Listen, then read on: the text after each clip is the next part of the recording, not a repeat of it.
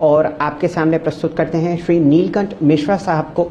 आप managing director हैं और इंडिया इक्विटी स्ट्रेटजिस्ट हैं क्रेडिट स्विस के। बहुत ही जाने माने विशेषज्ञ हैं बाजार के। और अगर पहले 3 विशेषज्ञों को आप देखें इंडियन इक्विटीज़ पर, तो नीलकंठ मिश्रा साहब आपको पहले पायदान पर आते हुए दिखते हैं। मिश्रा साहब, स्वागत है आपका सीएनबीसी आवाज़ में। बड़े दिनों बाद आपके दर्शन हुए। बताइए, किस हिसाब से आप वीकनेस पढ़ रहे हैं भारतीय बाजारों में, और क्या ये वीकनेस इंपोर्टेड है यूएस बाजारों से, या हम लोग एक इंटरमीडिएट डाउन ट्रेंड में हैं? शालिन, शुक्रिया। काफी काइंड वर्ड्स आपने कहे।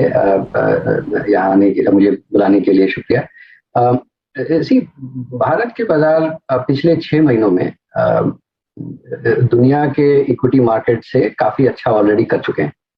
तो आप देखें, जैसे अमेरिका की इकोनॉमी में जो रसल 2000 है, जो वहाँ का स्मॉल मिड कैप इंडेक्स है, वो ऑलरेडी जो अभी करंट के लेवल पे है, वो 6 महीने पहले के लेवल से नीचे है।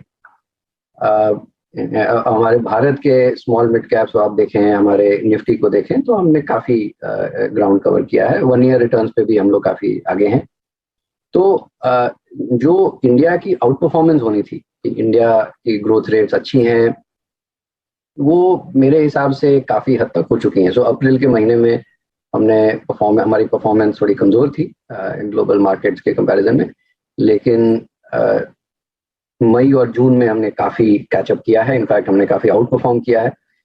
तो अब जो आउट परफॉर्मेंस का जो असर दिखता था मार्केट के लेवल में, वो मेरे ख्याल से अब और बढ़ना थोड़ा मुश्किल लगता है अगले 2-3 महीने के लिए। लेकिन ग्लोबल इकोनॉमी में अभी काफी कंसर्न्स आ रही हैं। तो ये हमने भी करीब 1-1.5 महीने पहले कहना शुरू किया था कि भाई देखिए, जो यूएस की इकोनॉमी में जो गुड्स डिमांड बढ़ने वाला था, वो काफी हद तक बढ़ गया है। और अब क्या होगा कि वो सर्विसेज, जो डोमेस्टिक सर्विसेज हैं, उस पर फोकस करेंगे। आप चीन के गुड्स डिमांड को देखें, तो चीन का गुड्स डिमांड अभी अपने ट्रेंड लाइन से काफी नीचे चल रहा है। तो जैसे अगर उनका 10 ईयर ट्रेंड लाइन ऐसे बनाए, तो 5 ईयर ट्रेंड लाइन से थोड़ा नीचे था, और अभी के जो सेल्स हैं वो और भी नीचे हैं। और जो उनकी जो लॉस सेल्स थी 2-3 महीने के लिए, जब चाइना में भी लॉकडाउन हुआ था, तो वो भी कैचअप नहीं हो पा रहा है। तो एग्रीगेट लेवल पे, यानी दुनिया भर का जो गुड्स डिमांड है, वो बहुत अच्छा नहीं लग रहा। केवल यूएस में ही स्ट्रेंथ था, क्योंकि यूएस में सरकार ने पैसे फेंके हैं लोगों पे। तो जब ये पैसा जो है वो गुड्स से अब हट के सर्विसेज में आएगा, या फिर लोग डर के मारे फिर वो सेविंग्स में ही रखे रहेंगे, तो ग्रोथ कहाँ से आएगी? और इसीलिए आप देखें कि यूएस के बॉन्ड मार्केट्स में एक इम्प्लाइड इन्फ्लेशन नंबर आता है। वहाँ पे एक treasury inflation protected securities, tips कहते हैं। तो टिप्स और जो 10 ईयर बॉन्ड है, इन दोनों के बीच का गैप जो है, उसको इम्प्लाइड इन्फ्लेशन कहते हैं, कि मार्केट ये अज्यूम कर रहा है कि तो वो नंबर भी अभी 3 महीने से लगातार गिर ही रहा है। तो मुझे लगता है कि अब अगले कुछ महीनों तक दुनिया भर में ग्रोथ की कंसर्न्स आएंगी। और अभी जो डेल्टा वेरिएंट, जो इससे भारत को कितना नुकसान पहुंचा था और कुछ हद तक जून में भी, और कुछ जगहों पे अभी भी चल रहा है, वो अब दुनिया भर में है। वो डेल्टा वेरिएंट जो है, वो इस कारण से भी एक्चुअली ग्रोथ कंसर्न्स काफी आ गए हैं। तो अगर ग्लोबल मार्केट्स में डिस्ट्रक्शन आता है, तो मुझे लगता है कि भारत के मार्केट में भी आएगा। और पर्टिकुलरली जो बीच में ट्रेड चल रहा था, वो ग्रोथ वर्सेस वैल्यू का, राइट, जो वैल्यू कहते हैं कि जिनका जो स्टॉक्स बहुत सस्ते थे, जैसे मेटल स्टॉक्स या कमोडिटीज के स्टॉक्स, कि वो चलेंगे, और जो ग्रोथ स्टॉक्स थे जैसे इंटरनेट और कंज्यूमर, वो नहीं चलेंगे। बट आप देखें, पिछले 2 महीने से यूएस में भी नैस्डैक जो है वो S&P 500 से अच्छा कर रहा है। तो मुझे लगता है कि वो बिहेवियर इंडिया के मार्केट में भी आएगा। तो हमने मई के महीने में, सॉरी मैं थोड़ा ज़्यादा समय ले रहा हूँ, बट आई थिंक ये ज़रूरी है, मई के महीने में हमने मेटल्स को अंडरवेट कर दिया, कि हमें लगा कि जो मेटल्स में जो तेजी आनी थी वो हो गई, और हमने वो वेट अपने मॉडल पोर्टफोलियो से निकाल के और ऐसे सेक्टर्स में डाला, जैसे पेंट्स, जैसे सीमेंट, जहाँ पे कॉस्ट में ग्लोबल कमोडिटीज हैं, जैसे कुछ पेंट्स कंपनीज का पेट्रोकेमिकल्स इनपुट होता है, सीमेंट कंपनीज का पेटकोक इनपुट होता है। तो अगर ग्लोबल कमोडिटी प्राइसेस गिरेंगे तो इन कंपनीज का मार्जिन में एक्सपेंशन हो। कुछ कंज्यूमर गुड्स कंपनीज भी हैं जहां plastic is a very part, मतलब बहुत बड़ा पार्ट होता है कॉस्ट का। तो विद इन द मार्केट हम लोग ऐसे सेक्टर्स को देख सकते हैं। जी चलिए, तो ये तो एक्सप्लेनेशन था एक बहुत ही बढ़िया ग्लोबल पिक्चर का कि आपको 2-3 महीने बाजार में परेशानी आती हुई दिखती है ग्लोबली। मिश्रा साहब, ये बताइए कि भारतीय बाजारों में आपने सीमेंट और पेंट्स पर अपनी रणनीति सेट की है लॉन्ग साइड पर, और कोई सेक्टर्स आपको अच्छा मूव देते हुए दिखते हों? सरकार की तरफ से बहुत तगड़ी पहल हो रही है डाइवेस्टमेंट और स्ट्रैटेजिक डिसइन्वेस्टमेंट को लेकर। सरकारी स्पेसेस में आपको कोई अच्छा ग्रोथ मोमेंटम दिखता हो, या यहां से आप राय देंगे कि निवेशक परे रहें? डिसइन्वेस्टमेंट मेरे हिसाब से बहुत ही सकारात्मक कदम है, बहुत अच्छी चीज है, और मुझे लगता है कि सरकार उस पर पूरी तरह से कमिटेड है। बट उसके प्रोग्रेस उसकी प्रोग्रेस जो है वो क्योंकि अभी वो पैंडेमिक में चीजें स्लो हो गई, इतनी अनसर्टेनिटी है कि हो सकता है ग्लोबल बिडर्स भी थोड़ा स्लो हो जाएं, तो वो कितनी जल्दी वो प्रोसेस चलेगा उस पर थोड़ा विचार करना चाहिए। हमारे सबसे बड़े ओवरवेट जो मैंने आपको सीमेंट और पेंट्स का बताया, वो इसलिए बताया कि मई में हमने उसमें थोड़ा वेट ऐड किया था, बट हमारे सबसे बड़े ओवरवेट सेक्टर्स हैं बैंक्स और इंडस्ट्रियल्स। क्योंकि मुझे लगता है कि भारत की अर्थव्यवस्था जो प्री पैंडेमिक पाथ था, जैसे मान लीजिए कि हम 6.5% पे ग्रो करते थे, तो अगर रियल टर्म्स में अगर FY20 यानी 2020 का साल जो था, 19-20 वाला साल, वो अगर 100 पे था, तो FY23, तो एक चीज हमें ध्यान में रखनी चाहिए कि अभी मार्केट FY23 की अर्निंग्स पे चलेगा, क्योंकि आप समझ लें कि 6 महीने बाद हम सब लोग FY23 में कहेंगे कि भाई क्या अर्निंग्स आ रही। तो अगर FY23 की अर्निंग्स का लिंक थोड़ा भी GDP से है, तो ये देखना जरूरी है कि हमारी आउटपुट कहाँ रहेगी, राइट। तो अगर किसी ने पैंडेमिक के पहले अगर वो चार्ट बनाया होता, तो वो अगर 100 FY20 है तो FY23 121 होता। अभी कंसेंसस FY23 के लिए 108 पे है, यानी कि करीब 10% लोअर है, राइट, 12 पॉइंट लोअर है। मेरे हिसाब से उसे 6 या 7 पॉइंट ही लोअर होना चाहिए, क्योंकि मेरे हिसाब से 5% प्री पैंडेमिक लेवल से गैप होना चाहिए, वो भी कंसेंसस 10% पे है। तो मुझे लगता है कि जब ये नंबर्स और एक्सेलरेट करेंगे, जब ये नंबर जब रिवाइज अप किया जाएगा, तो बैंक्स और इंडस्ट्रियल्स दोनों जगह पे आई थिंक काफी डर है। बैंक्स में तरह का डर होता है हमेशा, अभी केवल अभी नहीं, कि अभी के बुक में कोई प्रॉब्लम है, जो अभी जो लोन मान लीजिए 100 रुपए के लोन किसी बैंक ने दिए हैं, उनमें से कितने लोन खराब हो जाएंगे, और दूसरा है कि वो जो 100 रुपए का लोन बुक है वो 2 साल बाद, 3 साल बाद, 5 साल बाद कितना होगा। मुझे लगता है कि जो अभी के लोन बुक में प्रॉब्लम है वो थोड़ी बहुत हद तक समझ में आ गई है लोगों को। जो ग्रोथ है उसमें प्रॉब्लम आ रही है, राइट। लोगों को लग रहा है कि जब लोन ग्रोथ ही 6% है, तो जो कंसेंसस अभी 10-11% पे FY22 का लोन ग्रोथ बता रहा है, और FY23 का भी 11-12%, वो आएगा कि नहीं। मुझे लगता है कि जब इकोनॉमी रिबाउंड करेगी, और कर रही है, तो क्रेडिट ग्रोथ भी आएगी, और इसीलिए बैंक्स और जो बड़े बैंक्स हैं, और पर्टिकुलरली जो थोड़ा कॉर्पोरेट इन्वेस्टमेंट में ज़्यादा फोकस करते हैं, और कुछ जो बड़े PSU बैंक्स हैं, तो उन सब बैंक्स में हम काफ़ी ओवरवेट हैं। और इंडस्ट्रियल्स भी, जैसे अभी डर यह है कि अगर इकोनॉमी पैंडेमिक पास यानी पोटेंशियल से 10% नीचे रहेगी, तो किसी को इन्वेस्टमेंट करने की जरूरत नहीं पड़ेगी। हमारा ये मानना है कि एक तो हम उसके काफी करीब आ रहे हैं, दूसरा जो एग्रीगेट लेवरेज है डेट इक्विटी BSE 500 का, या डेट EBITDA, या फाइनेंशियल सिस्टम में भी जो लेवरेज है वो काफी कम हो गया है। तो इसका मतलब है कि अगर किसी को एक्सपैंड करना है तो ये काफी अच्छा समय है, और उसके पहले आसार दिखने शुरू हो गए हैं कि कोई ऑयल और टेलीकॉम कंपनी जो है वो रिन्यूएबल एनर्जी में इन्वेस्ट कर रही है, कोई सीमेंट कंपनी पेंट्स में इन्वेस्ट कर रही है, कोई स्टील कंपनी पेंट्स में इन्वेस्ट कर रही है, कोई वैक्सीन बनाने वाला NBFC चालू कर रहा है। सो ये सब दिखना शुरू हो गया है। तो अगर इन्वेस्टमेंट एक्टिविटी पिकअप करती है, प्लस सरकार भी PLI स्कीम चला रही है, इलेक्ट्रॉनिक्स के अच्छा काम हो रहा है, तो मुझे लगता है कि बैंक्स और इंडस्ट्रियल्स, ये दो सेक्टर्स में ओवरवेट रहने से ज्यादा। ओके सर, नीलकंठ जी, आपने एक एक करके बहुत सारे सेक्टर्स पर टिप्पणियां करी। आपने मेटल्स पर टिप्पणियां करी, आपने बैंक्स पर टिप्पणी करी, इंडस्ट्रीज पर टिप्पणी करी। सर, इस बार की क्वार्टरली नंबर्स पे और मैनेजमेंट की कमेंट्रीज में, और साथ ही साथ अगर मैं उससे एक सेक्टर कोरिलेट करके बात करूं तो मेरे जहन में आ रहा है इस वक्त real estate space. Specially I mean कुछ दिग्गज स्टॉक्स ने काफ़ी स्ट्रॉन्ग मूव दिए यहाँ पे। साउथ बेस्ड कंपनियों ने, अगर आप देखें, बहुत स्ट्रॉन्ग मूव दिए यहाँ पे। आज हम ACC के नंबर्स को रीड कर रहे थे, क्या स्ट्रॉन्ग नंबर्स हैं। सर, ये रियल स्टेट स्पेस पे आपकी राय क्या है? इसमें वैल्यूएशंस अगर आप देखें बहुत ख़राब हो चुके थे 2008 से लेकर 18 के बीच में। अब की बार स्पाइक एक बहुत स्ट्रॉन्ग विजिबल है। आपकी इस स्पेस पे अप्रोच क्या है? देखिए, real estate sector in general मुझे लगता है कि काफी यानी कि हाउसिंग डिमांड और हाउसिंग कंस्ट्रक्शन मेरे ख्याल से काफी अच्छा करेगा अगले 4-5 साल।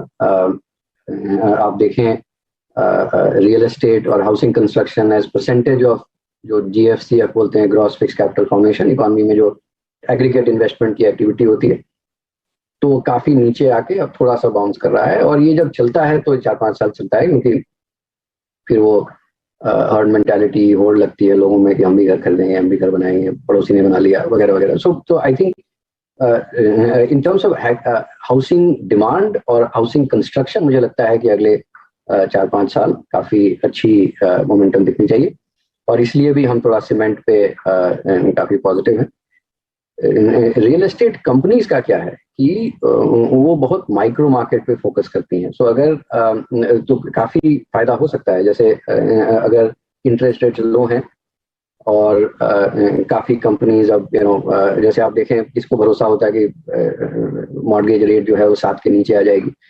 तो अगर इकोनॉमी रिबाउंड करती है, जो रईस लोग हैं उन लोगों के पास काफी पैसे हैं, सेविंग्स बची हुई हैं, और जैसे ही उनको थोड़ी क्लैरिटी मिलेगी कि इकॉनमी शायद ठीक कर रही हो सकता है वो घर खरीदें, इन्वेस्टमेंट गेन्स काफ़ी हैं, तो मुझे लगता है कि डिमांड अच्छी रहेगी। बट अगर किसी स्टॉक को आप खरीद रहे हैं तो आपको ये देखना होगा कि वो किस मार्केट में है, वो हैदराबाद में है, हैदराबाद के किस पार्ट में उसका लैंड बैंक है। तो ये बहुत स्टॉक स्पेसिफिक कॉल होता है। बट यस, मेरे हिसाब से रियल एस्टेट और हाउसिंग इन जनरल काफ़ी सपोर्टेड रहना चाहिए अगले 4-5 साल। जी मिश्रा साहब, ज़रा एक सेक्टर पर आपका रुझान चाहेगा पूरा बाजार। हम लोग बहुत ज़बरदस्त मोमेंटम एक्सचेंज स्टॉक्स में देख रहे हैं, तीनों नाम आपको पता है। बहुत ही अच्छा मूव आपको ब्रोकरेज स्टॉक्स में आता हुआ दिख रहा है। नई नई कहानियां बाजार में आती हुई दिख रही हैं कि ये क्वाजी टेक्नोलॉजी स्टॉक्स हैं। आपके हिसाब से क्या ये मोमेंटम ओवरडन है, या वाकई आपको लगता है 3 साल, 2 साल, 5 साल का पिक्चर इन ब्रोकरेज कंपनीज के लिए, इन एक्सचेंजेस के लिए बहुत ही शानदार है?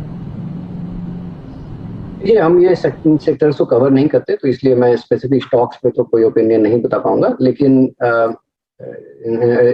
इन जनरल मुझे लगता है एक स्ट्रक्चरल चेंज तो हुआ है। ये कि जो ease with which you can invest has improved a lot, right? मतलब आपका पहले इतने सारे फॉर्म भरने होते थे, अब वो KYC हो रहा है। अब एक ही KYC करके आप जितने पोर्टफोलियोज खोलने आप खोल सकते हैं। जो इक्विटीज में इंडिया की अंडर इन्वेस्टमेंट है, तो जो सारी कहानियां हमें पता है, तो वो एक रीसेट तो हुआ है। और मुझे लगता है कि अगर आप 3 से 5 साल देख रहे हैं और इंडिया की इकोनॉमी अगर 10-12% पे बढ़ सकती है, तो मुझे लगता है कि इक्विटी मार्केट्स में ट्रेडिंग वॉल्यूम्स भी बढ़ने चाहिए। जैसे वेल्थ और इनकम इफेक्ट्स स्ट्रांग होंगे, तो इन्वेस्टमेंट और डाइवर्सिफिकेशन जो इक्विटी मार्केट में होता है वो भी अच्छा होगा। बट ये अर्निंग सपोर्ट रहेगा, बट वैल्यूएशन कहाँ है वो कॉल आप खुद लेनी, मतलब हर स्टॉक को देख के लेनी होगी। कभी कभार क्या होता है कि वो 5 साल की ग्रोथ एक ही साल में प्राइस कर लो तो बहुत बड़ी प्रॉब्लम होती है। तो फंडामेंटली मुझे लगता है कि वो सेक्टर काफी वेल सपोर्टेड है, लेकिन कुछ स्टॉक्स में काफी फ्रॉथीनेस है। चलिए मिश्रा साहब, लास्ट प्रश्न आपसे। मिड कैप आईटी इतना जबरदस्त मोमेंटम स्टॉक्स में है कि कोई 2 गुना कोई 3 गुना आपको बढ़ता हुआ दिखा, और frontline mid cap IT stocks अब लार्ज कैप आईटी स्टॉक्स का वैल्यूएशन कमांड करते हुए दिख रहे हैं। क्या यहां पर भी बबल और फ्रॉथ है, या आईटी उस पायदान पर खड़ा हुआ है जहां पर हमने 20 साल पहले .com बस्ट के बाद आईटी कंपनीज का बहुत जबरदस्त तहलका देखा था ग्लोबल मार्केट्स में? इस सेक्टर पर अपना रुझान व्यक्त कीजिए। जरूर। पहले मैं बता दूं कि आईटी सेक्टर, और क्योंकि हम लोग ज्यादातर लार्ज कैप आईटी पे ही फोकस करते हैं, because 90% of market cap BSE 500 में आईटी सर्विसेज का उन्हीं 5-6 स्टॉक्स में है, तो उन पे हम अंडरवेट हैं। और मेरा ये मानना है, तो इसमें इसी टॉप लाइन ग्रोथ अच्छी आएगी। जैसे यूएस में अगर इतनी पेंट अप डिमांड है, सेविंग्स है, लोग कंजम्पशन पे भी खर्च करेंगे, तो मुझे लगता है कि वहाँ पे अभी तक गुड्स डिमांड ओवरफ्लो कर रहा था, यानी कि बिकॉज यूएस में गुड्स डिमांड बहुत स्ट्रांग थी, तो पूरा एशिया और ग्लोबल मैन्युफैक्चरिंग सपोर्टेड थी उससे। बट जब वो अब सर्विसेज में जाएगा, तो सर्विसेज में तो लोग चाहिए, और वो सर्विसेज में इंडिया का ऑलरेडी वो पाइप बना हुआ है, तो काफी हद तक टॉप लाइन ग्रोथ अच्छी आनी चाहिए मेरे हिसाब से। कंसर्न हमारा है मार्जिन्स पे। तो आपने देखा होगा कि वो वेज ग्रोथ, मतलब साल में 2 बार वेज ग्रोथ देनी पड़ी है। एट्रिशन नंबर्स जो हैं बढ़ने शुरू हो गए हैं। सॉफ्टवेयर के अंदर भी जब हमने यूनिकॉर्न रिपोर्ट लिखी थी, तो हमने ये भी कहा था कि भाई SaaS जो software as a service companies हैं, उनमें क्या होता है कि जो रेवेन्यू पर एम्प्लॉई है वो बहुत ज्यादा होता है, और अच्छी चीज है। और अगर वो 5 बिलियन का मार्केट 5 साल में 15 बिलियन का होने वाला है, तो आप समझ सकते हैं जो सबसे अच्छे कर्मचारी होंगे आईटी सर्विसेज कंपनीज के, वो सब भाग के वो SaaS कंपनी में आएंगे, क्योंकि उनको वैल्यूएशन मिलती है, उनको स्टॉक ऑप्शन मिलता है, उनकी तनख्वाह भी ज्यादा हो सकती है। तो इसलिए मार्जिन प्रेशर आएगा, और वो आपको इस रिजल्ट्स में दिखना शुरू हो गया होगा कि कंपनीज के टॉप लाइन तो ठीक है, बट मार्जिन में प्रेशर आ रहा है। छोटी कंपनीज का क्या होता है कि जब मार्केट थोड़ा एक्सेलरेशन फेज में होता है, तो बड़ी कंपनीज जो हैं वो थोड़ा लेट से कैचअप करती हैं, तो जो स्पिलओवर डिमांड होता है वो छोटी कंपनीज के पास जाता है, तो उनका टॉप लाइन जो है वो अच्छे से ग्रो करता है, जो हम भी आप देख रहे हैं। बट अगर आप हिस्ट्री देखें, तो मैं ऐसे काफी दिनों से इस सेक्टर को देख रहा हूँ, थोड़ा उम्र बढ़ गई है, तो मिड 90s में सभी कंपनी देखी जैसी थी, राइट। उसके बाद आपने देखा होगा कि कुछ 4-5 कंपनी जो है वो बढ़ के अलग लेवल पे पहुंच गई, और ये छोटी कंपनी जो है वो एक आध जो है वो बीच में शुरू हुई है, बट बाकी सब का विंटेज वही है। तो एक रीजन था कि वो कंपनी स्केल कर गई और ये कंपनी स्केल नहीं कर पाई, और ये मुझे लगता है कि कुछ कंपनीज में होगा, अपॉर्चुनिटी होगी कि वो स्केल अप कर सकती हैं, लेकिन बियॉन्ड अ सर्टेन लेवल, एक लेवल ऑफ डिमांड के बियॉन्ड वो और तेजी से ग्रो कर पाएंगी कि नहीं, इसमें मुझे थोड़ा शक है। और दूसरा ये कि जो आईटी सेक्टर में जो बेनिफिट होता है बड़ी कंपनी के स्केल का, एक ये कि आपको बड़े कस्टमर्स हैं वो काफी बिजनेस देते हैं, और दूसरा कि जो कर्मचारी हैं वो भी एक बड़ी कंपनी में काम करने के लिए थोड़े कम तनख्वाह पे भी आ सकते हैं। मुझे लगता है जो मार्जिन प्रेशर जब ये ग्रोथ का सर्ज थोड़ा वीकेंड करेगा, तो मार्जिन प्रेशर छोटी कंपनी में भी दिखेगा, और मल्टीपल्स अभी काफी बढ़े हुए हैं। तो मुझे लगता है कि फ्रॉड कुछ ज्यादा हो गया है, क्योंकि अब बड़ी कंपनी भी अब ग्रोथ के लिए, आपने देखा होगा हर कोई 45-50 हजार लोगों को हायर कर रहा है इस साल। तो जब वो भी ग्रोथ के पीछे भागेंगी, तो इनका मोमेंटम फेड होगा, और मल्टीपल्स इतने हाई हैं कि अगर आप 12 महीने का परफॉर्मेंस देख रहे हैं, तो मिड कैप आईटी में रिस्क थोड़ा ज्यादा है। कुछ एक कंपनीज एज आई सेड वो मे बी वो बस छोटी इसलिए हैं कि वो बड़ी कंपनीज के 10-15 साल बाद शुरू हुई, तो उन कंपनीज में हो सकता है कि ग्रोथ मोमेंटम और वैल्यूएशन सस्टेन कर जाए।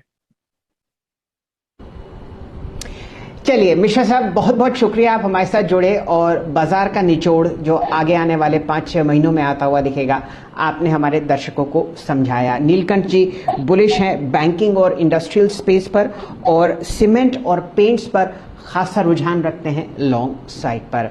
नीलकंठ जी हमारे साथ जुड़े, आपका बहुत बहुत आभार।